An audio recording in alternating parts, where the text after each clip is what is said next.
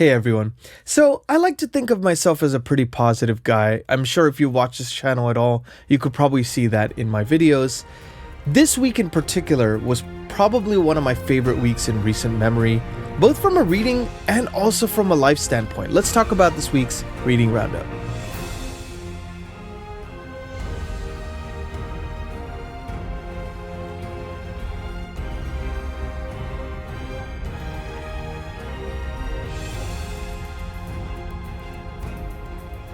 Hey everyone, welcome back to the channel. I'm Nikhil with Shelf-Esteem. I'm a composer, now also a booktuber. You can find my music in book adaptations such as The Wheel of Time and His Dark Materials. And this is the weekly reading roundup. As I mentioned in the cold open, I did get a chance to do quite a few fun things this week, in addition to the reading. But of course, as always, we're going to talk about the books first and then get on to the other music and life stuff, as we always like to do. If you like this kind of video, please like and subscribe, watch it till the end, share it with a friend, and I'll see you in the comments. Now, on to the books. So the first book I want to talk about is one I talked about in a previous weekly update and how much I enjoyed it. And this book has a special meaning to me because this particular guy got me into wanting to be a musician.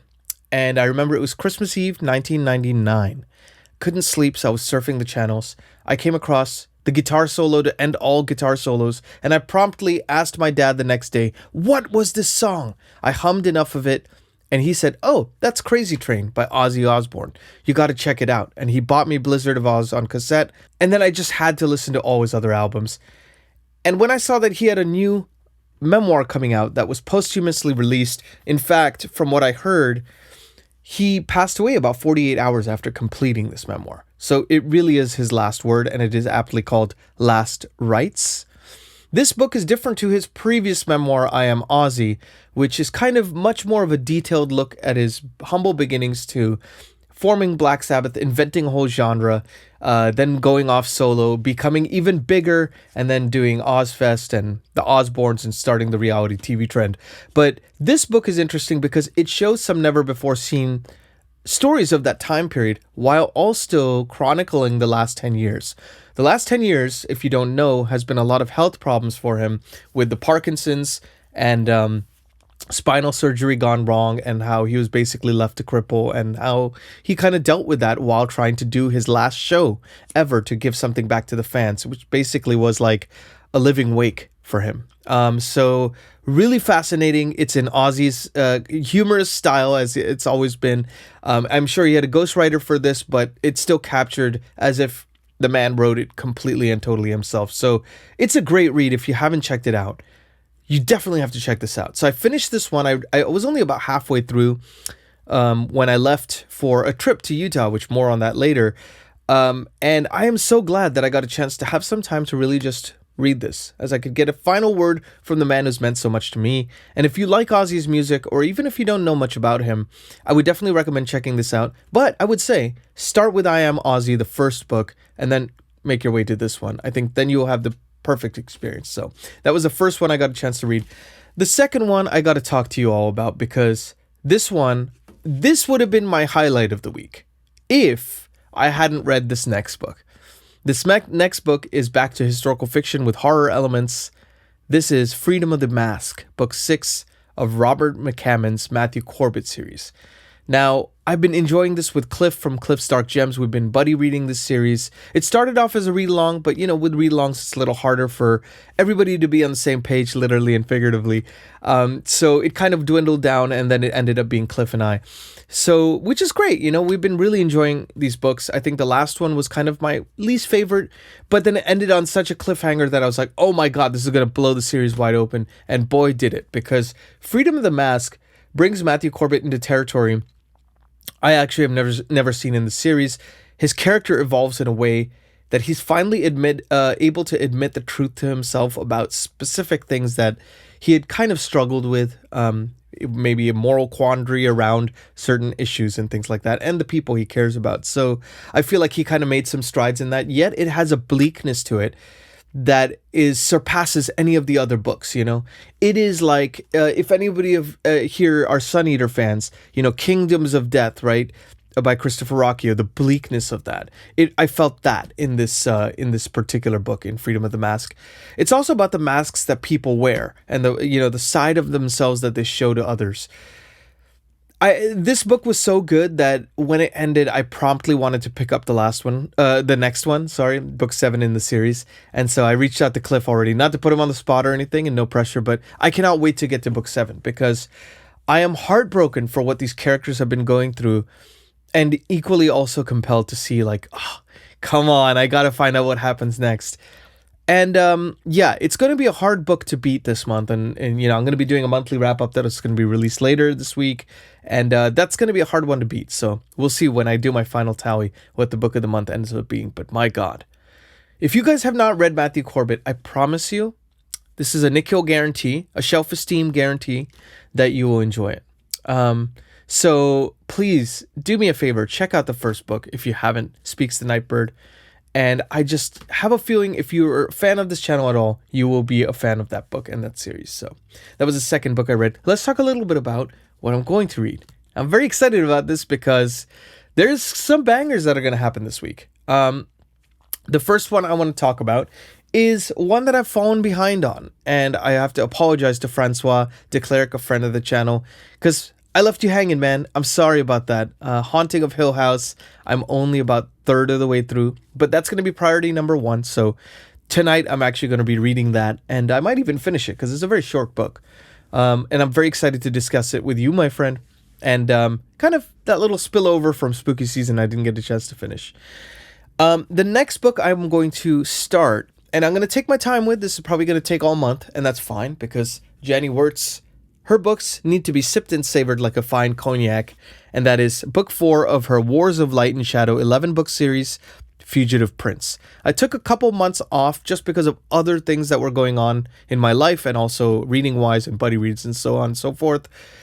And I really wanted to dive back into this, so I've been very excited to see where these characters end up. Arathon, the Master of Shadow, Lysair, the Lord of the Light, and kind of their eternal battle, and also how nothing is as it seems with these characters. There's a lot more layers than that cut and dry, black and white, like light versus dark kind of story. So they're half brothers, princes. I'm very excited to see where their story goes after some pretty big events happened in Ships of Merrier and Warhost of Vastmark, which is books 2 and 3 of the series, to close up that arc. This is the beginning of a new arc, so I think as one door closes, another one opens, and I'm really excited to see what this is going to be all about. So I will probably start this maybe even tonight, along with Haunting of Hill House. Nice little juxtaposition, kind of more slow burn epic fantasy and more of a quick read horror. So that's going to be what's happening there.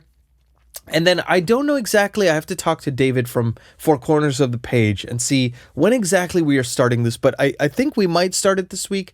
If we do, then this is going to be another priority read for me this month. And this little chonker here, just a few, 930, 40 pages or something, no big deal. This is Ken Follett's The Pillars of the Earth. Now, this is one of the best-selling books of the 20th century. Ken Follett is fast becoming one of my favorite historical fiction authors ever. I've read like 5 books of his now, and I'm looking forward to checking out this one. This one is the one that started it all for him in terms of making him go to the stratosphere and really kind of shifting from his thriller writing to historical fiction. However, being a thriller writer through and through, he knows how to plot and pace his books, so even a 900-page book feels like a 400-page one. That's great, and I'm very excited to see this juxtapositioned against the Heaven Tree trilogy by Edith Pargeter, which I read previously and have talked about ad nauseum on this channel. And that one was about, just like this, somebody with artistic proclivities building a cathedral in around the year 1200. But this is from a very different perspective, and it's from a very different style of writing. So I'm excited to see how these two compare, and I'm also excited to read it with a dear friend of mine, David from Four Corners of the Page. So excited to read this with you, buddy. So let's talk a little bit about the channel updates. So as I mentioned, I was out of town, but I kept those videos coming. I'm trying to figure out a cadence for recording them when I'm at my energetic best. And I found that actually recording all 3 at once for the week helps me stay consistent. So that's what I've been doing. That's what I'm going to continue to do. So I released 3 videos. We got a nice little boost in the channel as well. We are at 1,428 subscribers as of this taping. So nice little boost in the channel. Nice new faces on the Discord as well. I released the reading roundup as I always do.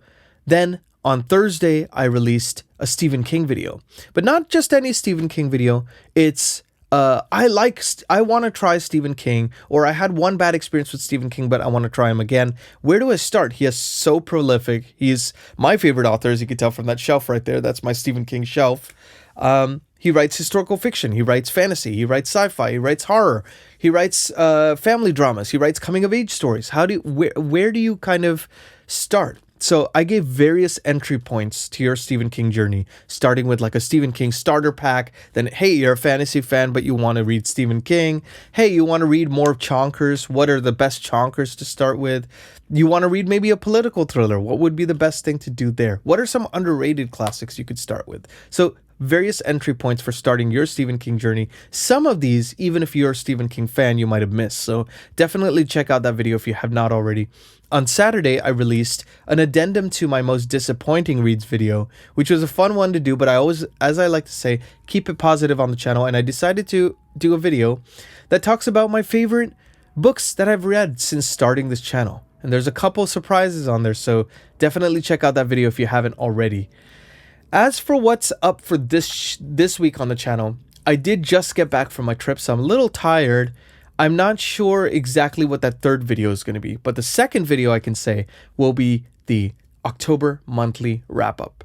That's an expansion of the reading roundup where I kind of talk about my favorite books, talk about the book of the month, what I read, what I didn't get a chance to read but hope to read again soon, and yeah, just take stock on the month. So I look forward to that on Thursday.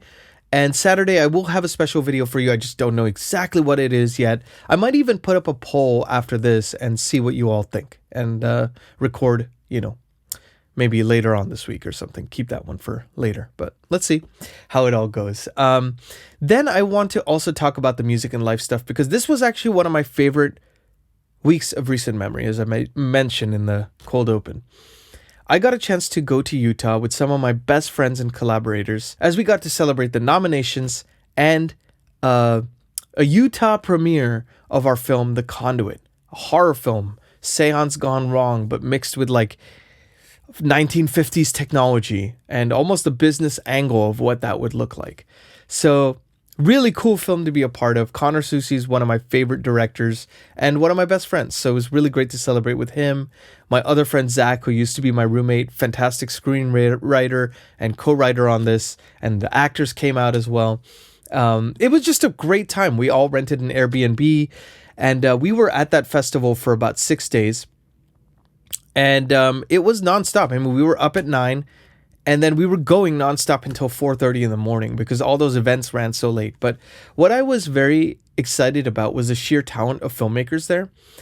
You were seeing VFX there that I don't even see in like big budget Hollywood films. And I don't actually understand how they did it. I mean, it is absolutely incredible what people are doing for genre films. And I really feel if those types of films were what was in the theaters right now, the film industry would be booming. I really believe that. I think people would be flocking to the theaters for it. Because what I watched almost 100 short films and a couple features during that time. So a lot of film watching, like 6 hours a day of film watching. It was something amazing to behold. And some of the kindest people I've met in the industry. A lot of them are based in LA. So I'm looking forward to, hanging out with them in the year leading up to the next Film Quest. I guess I'm going to be a Film Quest regular, but I had a really great time. Got a chance to read these books on the car trips, and it's been a very invigorating experience. So yeah, it's I don't know. I could gush about it forever, but we got nominated for 4 awards as well. It was Best Director, Best Horror Short, Best Screenwriter, Best Editing. So really, really cool. It was nice to see, that kind of recognition. And yeah, it was a wonderful week. But how was your week, you guys? Did you read anything cool? Anything interesting happen to you? Let me know in the comments, in the Discord, wherever you'd like. Links to these books are also in the description if you would like to check them out. I'm Nikhil with Shelf-Esteem. Be good to yourselves, be good to each other. Please like and subscribe if you haven't already. It really does help the channel out, and it gives me validation as well that you're enjoying these videos. So I appreciate that support, and any other way you want to support the channel. So I'm Nikhil with Shelf-Esteem. I will see you on the next video. Take care.